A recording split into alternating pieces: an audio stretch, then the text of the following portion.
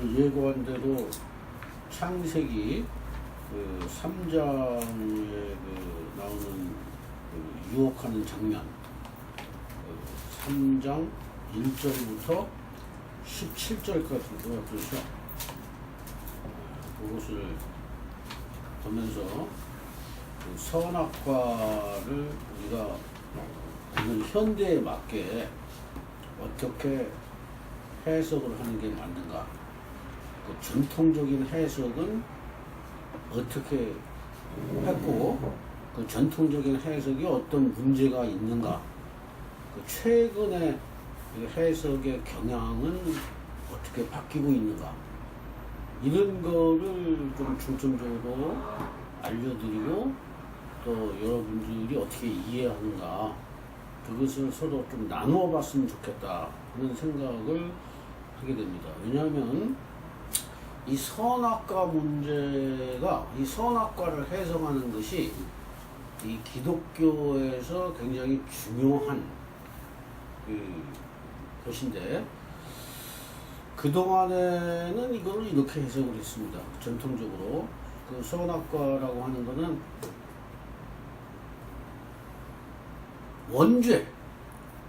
원죄의 기원이 되는 사건으로 이렇게 해석을 해왔고, 그 최초로 그렇게 해석한 사람은 아우구스티누스라고 하는 그 교황이라고 할 수 있습니다. 어거스틴이라고도 보통 알고 있죠. 근데 그분이 왜 그렇게 해석을 했느냐는 지금 우리가 알 수 없지만, 그 학자들이 평가를 하기를, 최근에 그 현대 학자들이 평가를 하기를, 그 교회 지상주의의 그 말하자면 기원이 됐다, 이렇게 얘기를 하고 있습니다. 그래서 우선 제가 그 현대적인 해석을 한 사람 중에 가장 그 유명한 사람 거를 하나 그 카톡으로 보내드리고 먼저 시작을 하겠습니다.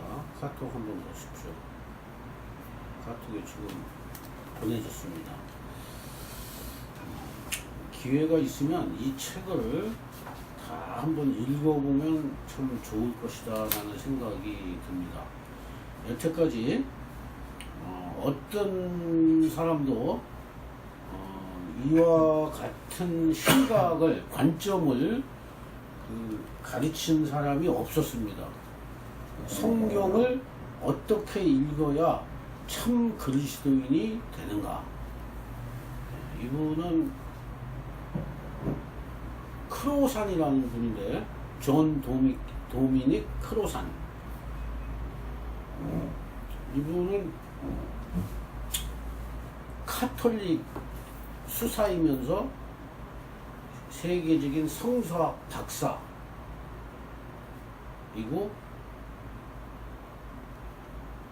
근데 카톨릭에 있다가 수사로 있다가 나왔어요. 카톨릭의 교황과 그 갈등을 일으키고, 이거는 아니다 이렇게 생각하고 나왔습니다. 쉽게 얘기하면 가톨릭 중심의 성경 해석을 반대하시는 분이에요. 교회 중심주의를 반대하시는 분이다, 이렇게 보시면 되겠습니다. 그러니까 이번 거를 근데 우리가 다 받아들이기에는 너무 현대적이기 때문에 쉽지 않아요. 그런데 꼭 읽어볼 필요는 있다, 이렇게 말씀드릴 수가 있습니다. 그 선악과 해석을 전통적으로는 그렇게 했습니다. 이 기독교인이 된 사람들은 그게 하나도 이상하지가 않아요. 왜냐하면 선악과 먹어가지고 모든 사람이 죄인이 됐어요. 하나님께서 먹지 말라 이렇게 했기 때문에 불순종의 죄를 저질러가지고 그 아담의 피가 모든 인류에게 흐르기 때문에 원죄를 갖고 태어난다, 이렇게 정리를 한 사람이 아우구스티누스란 말이에요. 그러면 어떠한 그 유리한 점이 있고 불리한 점이 뭐냐라는 걸 보면은, 그렇게 정리가 됐을 때 이 세상 모든 사람들은 멸망의 대상이면서 동시에 구원의 대상이 되는 것입니다. 그래서 예수 그리스도의 십자가의 복음을 받아들이고 새로운 새 생명으로 성령을 받아서 살아가지 않으면은 결국 지옥에 다 간다. 이렇게 이제 정리가 되어 있는 거예요, 일반적으로. 그게 중세 때만 하더라도 다 통용이 됐어요. 문제가 없었습니다. 그런데 이게 이제 이슬람교 사람들이 세력이 저렇게 커질 줄은 아무도 생각을 못했습니다. 그 이슬람교는 어떻게 해서 생겨난 거냐면은 쉽게 얘기하면 천주교회에서 이단자로 찍힌 사람들이다 이렇게 생각하시면 돼요. 그러니까 이 선악과 교리라고 하는 것은 교회의 해석이나 교회의 가르침을 받지 않겠다고 다른 생각을 한 사람은 다 사탄의 자식으로 몰았다. 이렇게 보시면 되는 겁니다. 그 구체적인 그 교리 싸움이 있었는데 그것은 뭐냐면은 예수를 하나님으로 인정하느냐 안 하느냐 갖고 싸움이 있었어요. 예수는 그것은 이제 아리우스 전문 용어로 아리우스 논쟁이라고 합니다. 몰라도 되고 알아도 되는 거예요. 아리우스 논쟁. 이 아리우스라고 하는 사람도 역시 그 전문가였어요. 저 사람이 전문가가 아닌 게 아니고 저 사람도 전문가인데 그 아타나시우스라고 하는 전문가와 이제 신부들이죠 다. 그 둘이 싸웠습니다. 싸웠는데 아타나시우스가 이겼어요. 즉 하나님이라는 거죠. 하나님의 아들, 동질의 그 품성을 하나님과 똑같은 품성을 가지신 분이 예수 그리스도다. 이렇게 이제 정통 교리로 굳어졌습니다. 그 굳어지기 전까지는 막 싸웠었어요. 그런데 그 교리가 딱 굳어지고 나니까 그것을 반대했던 사람들을 이렇게 포용을 한 게 아니라 다 이단자로 처단을 했습니다. 그 와중에 이 살아남은 자들이 그 아라비아 사막 쪽으로 쫓겨나서 610년에 정식으로 이슬람교 세력이 탄생을 한 겁니다. 우리가 그 이슬람교에 대한 공정한 시각을 사실은 갖고 있는 것이 아니죠. 기독교인이기 때문에. 그러니까 지금에 와서는 어떤 문제가 생기냐면은 아무도 해결할 수 없는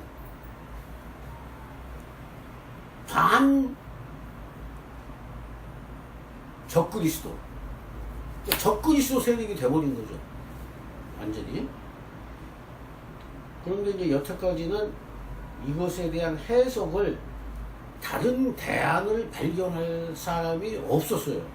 그 종교 개혁자들이 조직적으로 거기서 빠져나와가지고 개신교가 탄생이 됐지만은 그 개신교 종교 개혁자들이 이 교리적인 부분에 있어서 카톨릭의 영향권에 완전히 벗어나지는 못했습니다.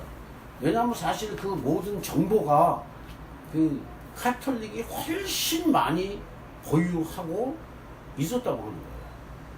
그러니까 가톨릭의 안에 있었던 사람들이 터트려주지 않으면은 가톨릭의 잘못된 것은 다 숨겨지게 돼 있습니다.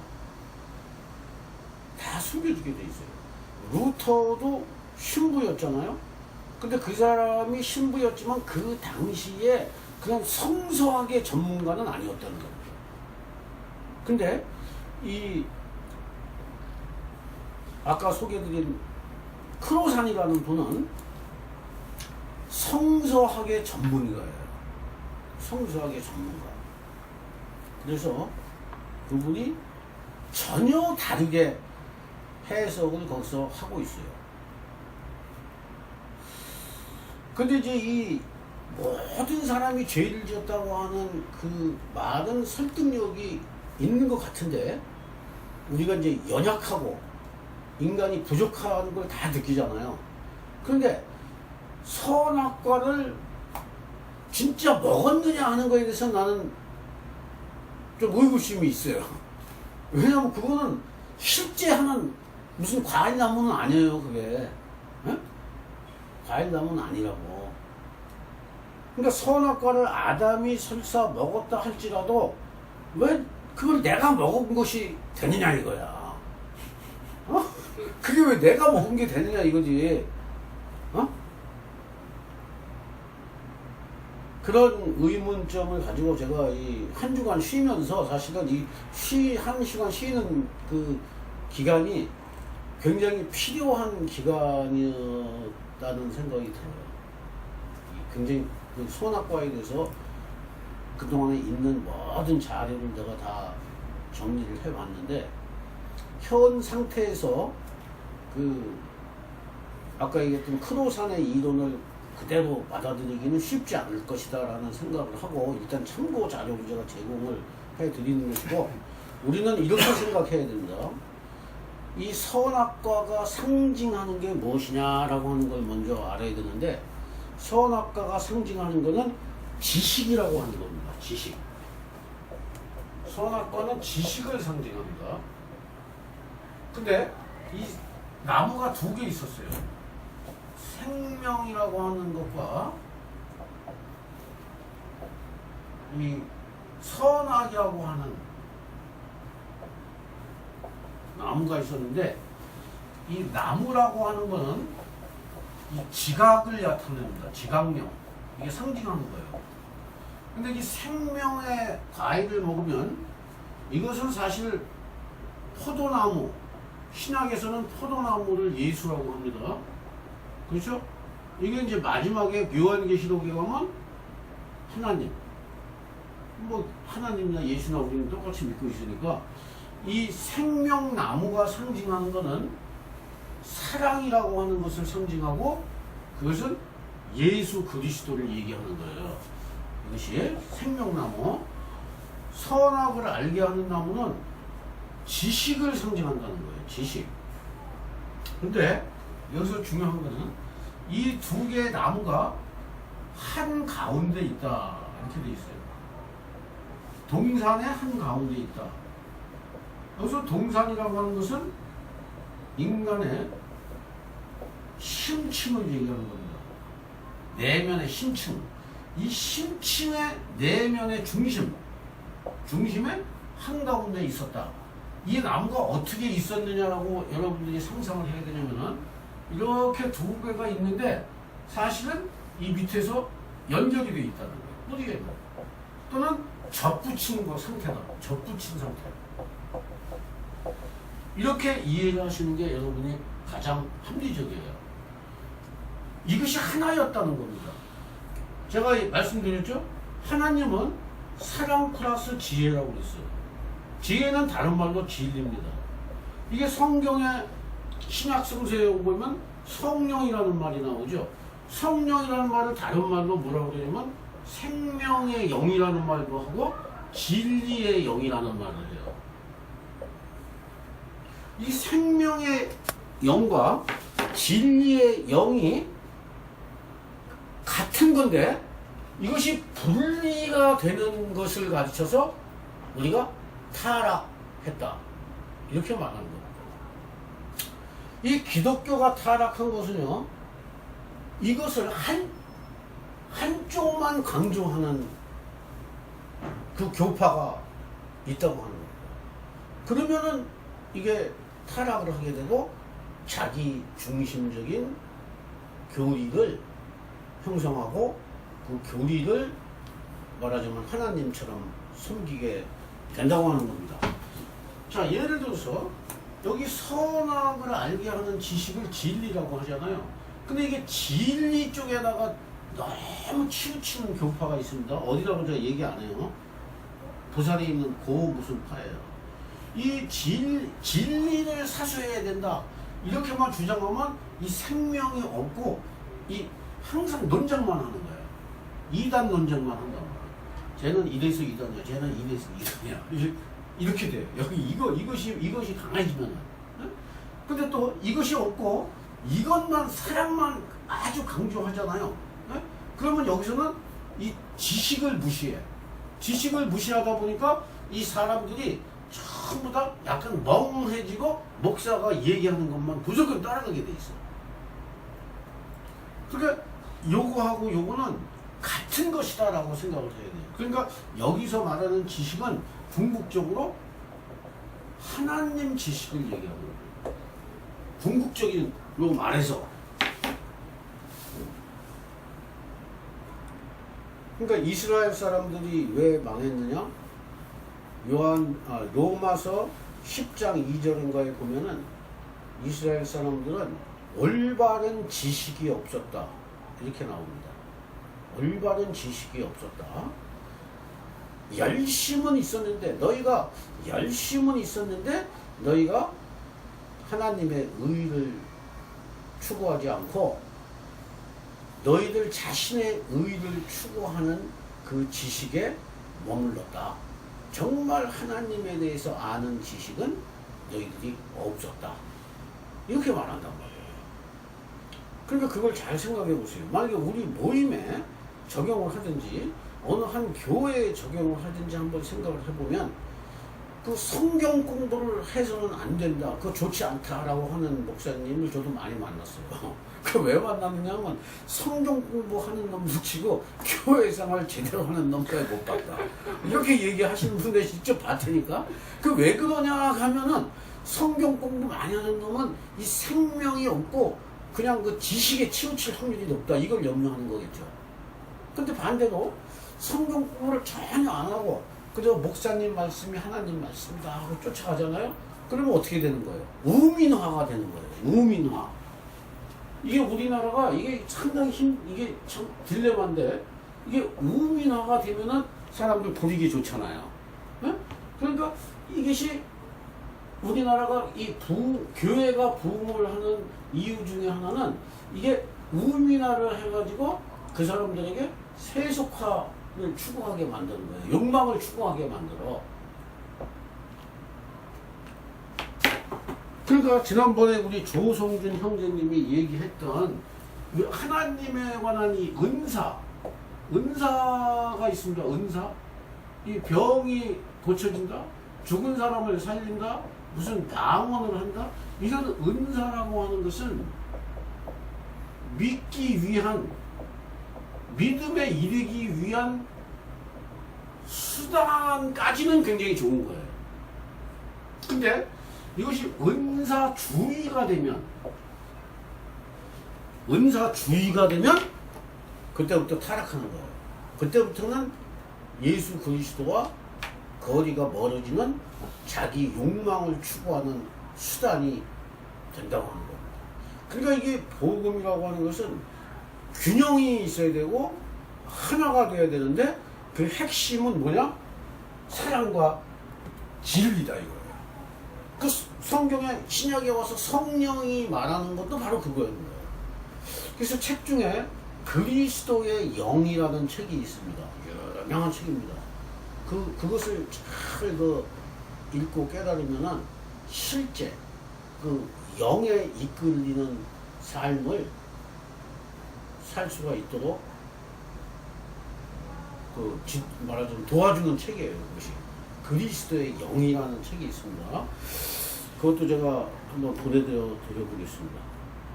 오늘은 뭐 다 못하다가 시간이 없으면 다 못하면 1시간 더 하더라도 천천히 이 선악과에 대해서 좀 얘기를 나눠야 된다는 생각을 가지고 있어요. 이 선악과에 대한 것을 어떻게 하는 것이 바람직한 건가 한번 여러분이 잘 생각해야 됩니다.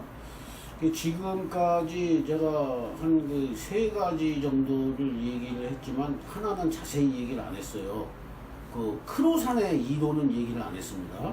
왜냐면 그 크로산의 이론은 제가 말로 하면은 여러분들이 혼돈이 갈 것 같더라고요, 제가. 예? 그거를. 그래서 그 책을 소개한 거예요. 말로. 근데 그 크로산의 책에 나오는 그 선악과 이론 말고 나머지 것들은 굉장히 좋은 겁니다. 성경에 보는 눈을 확 만들어주는 거예요. 한 320페이지 정도 되는 책인데 제가 읽어보니까 너무 좋은 책이에요. 제가 언제 이제 기회 되는 거 요약해서 강의 한번 할 겁니다. 한눈에 이 성경 구조가 쫙 들어오게 돼 있어요. 그 비판적으로 읽는 눈이 확 생기게 돼 있어요. 자, 그 정도로 일단 하고 이따 나눔 시간에 선악과 얘기는 더 하도록 하겠습니다. 그래서 이게 원죄라고 하는 것은 그 선악과를 아담이 먹었기 때문에 모든 사람이 죄를 지었다고 하는 그 이론은 너무 기독교 중심적이고 너무 교회 중심적인 그러한 그 해석이다, 이렇게 말씀드릴 수가 있습니다. 왜냐하면 그 신화이기 때문에 사실은 그거는 문자적으로 그대로 받아들이면 안 되고 그 이야기, 말하자면 교훈을, 하나님의 가르침을 담고 있는 신학적 교훈, 영적 교훈을 담고 있는 그 스토리이기 때문에 그 스토리를 어떻게 해석하느냐가 굉장히 중요한 거죠. 그러면은 그 똑같은 성경을 쓰고 있는 히브리인들이나 이슬람교 사람들은 어떻게 해석을 하는가, 이것도 우리가 알아봐야 되는 것이고, 그러면 그 당시에 이 이방 민족들 속에서 이 히브리인들이 어떤 상황에 있었는가, 이런 것을 스터디 해야 되는데, 그런 것이 이제 여기 잘 나와 있다고 하는 겁니다. 그래서 원죄를 굳이 풀어서 얘기하면, 원죄, 우리가 전통적인 이론을 받아들인다 할지라도 그 원죄를 어떻게 이해하는 게 좋냐면은, 선악과를 먹었기 때문에 무조건 원죄다, 이렇게 하지 말고 원죄를 이렇게 생각하세요. 탐진치, 이러면 굉장히 보편적이 됩니다. 이거는 욕망이죠. 이거는 화내는 거죠. 분노. 이것은 무지. 이것이 이 원죄의 속뜻이다, 이렇게 알고 계시면은 보편적인 이해에 도달할 수가 있습니다. 그러니까 이 욕망이 무엇을 욕망하느냐, 자기 중심적으로, 자기 집단 중심적으로 욕망을 하는 것을 우리가 원죄라고 한다. 또 형제들에게 자기의 유익을 위해서, 나만 살기 위해서 화내고 욕하고 전쟁하고 폭력을 쓰고 이념적으로 너는 사탄이야, 이렇게 이념적인 폭력을 가하는 것, 이것이 원죄다. 그 죄 중에서 이념적 폭력이 가장 근원적인 죄라고 할 수 있습니다. 그러니까 나는 의인이고 너는 죄인이야, 너는 사탄이고 나는 천국에 갈 용서받은 자야, 이렇게 선을 쫙 긋는 거, 그것을 가르쳐서 이념적 폭력이라고 말할 수가 있습니다. 이 이념적 폭력이 자라게 되면 언어의 폭력이 되고, 언어의 폭력이 자라면 물리적 폭력이 됩니다. 그 다음에는 이러한 모든 영적인 지식, 하나님에 관한 지식이 부족할 때, 지혜가 부족할 때, 무지할 때 우리가 죄를, 자기도 모르게 죄를 따라가게 되고 악한 자의 소리에 귀 기울이고 순응하게 된다고 하는 겁니다. 죄에 대해서 이 정도로 정리하겠습니다. 그러니까 아까도 얘기했지만 그 사랑과 지식은 한 몸이었다, 이걸 분명히 알고 있습니다. 이게 분리되면 안 되는 겁니다. 사랑의 목적을 가지고 사랑의 동기를 가지고 다른 사람에게 말을 하거나 교훈을 하거나 가르치거나 하는 것은 큰 문제가 되지가 않아요. 설사 부모가 아이에게 때리거나 뭐 이렇게 야단을 치거나 폭력을 가해도 그 근본 동기가 사랑이라고 하는 것을 아이가 알고 있으면요 그렇게 크게 빗나가지는 않을 수가 있는데, 만약에 그 아이가 그 사랑의 동기, 부모의 사랑을 느끼지 못한 상태에서 자기가 거절을 당했다고 느꼈을 경우에는 걔가 삐뚤어 나가는 거예요. 100% 삐뚤어 나갑니다. 그게 바로 트라우마거든요. 그것이 교회에서도 굉장히 많습니다. 이 이단들이 왜 생기느냐면요, 이 버림받았다라고 하는 인식이 팽배해질 때 그 이단들이 단합을 하게 되는 겁니다. 그 이단의 지도자들은 반드시 그 원인을 조사해 보면은 그 상처가 있어요. 상처가 분명히 있습니다.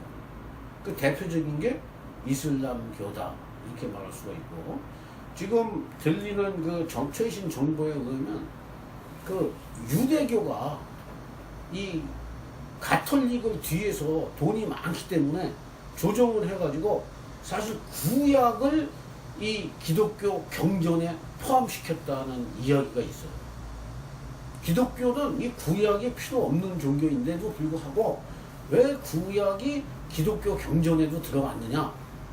유대교가 로비를 엄청나게 한다는 얘기예요. 그만큼 이면, 실제적으로 이 세계의 이면을 그 조정하는 세력은 유대교 세력이다. 이것이 그 알고 있는 사람들은 알고 있는 내용입니다. 그러니까 지식과 사랑과 지식은 한 몸이다. 그 중에서 굳이 선택한다면은 사랑을 선택을 해야 되는 것이 맞는데, 굳이 선택한다면, 그러나 그것도 역시 치우치는 것이기 때문에 바람직한 것은 아니다. 이렇게 말할 수가 있습니다. 그 다음에 이제 뱀이 거기 나옵니다. 뱀이 말을 하죠. 근데 뱀이라고 하는 것은 무슨 사탄이라고 하는 실체가 있어가지고 그 사탄이 말을 한 것이 아닙니다. 인간 중심으로 생각했을 때 그런 말이 들리는 거예요. 예를 들어서 주님이 이렇게 얘기하셨습니다 라고 성경에 써 있으면 그 얘기를 들은 사람이 쓴 거지, 못 들은 사람은 그거 못 씁니다. 쓸 수가 없어요. 들었는데 그것이 그 들은 사람이 무슨 객관적인 모든 사람이 그 얘기를 우리가 지금 여기서 말을 하면 듣듯이 듣는 게 아니고 그 사람이 들은 거예요. 예를 들면 그런 사례가 나오잖아요. 그 사무엘아 사무엘아 이렇게 부르니까 사무엘아 사무엘아 아무도 못 들어. 사무엘만 들었단 말이야. 사무엘만 들었어. 그러니까 성경에서 뱀이 말을 했다. 진짜 하나님이 너희 보고 저 선악을 알게 하는 나무의 열매를 먹지 말라고 했느냐? 이 모든 과일, 가운데 있는 모든 과일을 먹지 말라고 했느냐? 이런 말이 그 들은 사람 입장에서 그걸 쓴 거예요. 객관적인, 과학적인, 누구라도 들을 수 있는 말은 아니다 이 말이에요. 그러면 그러한 뱀의 말은 어디를 통해서 들어오는가 하는 게 굉장히 중요한데, 그것은 지난번에 얘기했다시피 오관, 눈, 코, 귀, 입, 촉각, 이것을 통해서 들어온다. 그 뱀이 있는 유혹하는 그러한 인간의 그러한 그 어떠한 기관은 어디냐? 몸인데 몸 중에서도 그 오관이다라고 하는 겁니다. 눈, 귀, 코, 입, 촉, 이것이 유혹하는 자리라고 하는 거예요. 항상 먹고 싶다, 만지고 싶다, 보고 싶다, 갖고 싶다, 이런 것은 다 그게 오관을 통해서 들어온다는 거예요.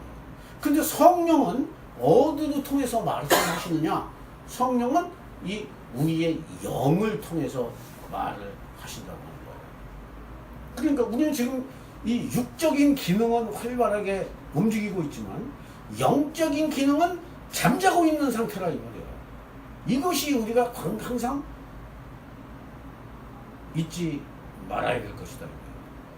우리의 기능은 이렇게 되어 있습니다. 속과 겉이 있어요. 이거는 겉이라고 하는 건 아까 몸 육체를 오관을 얘기하는 겁니다. 이 속은 영을 얘기하는 거예요. 이 중간에 뭐가 있냐면 생각이 있어요. 생각, 우리의 자아.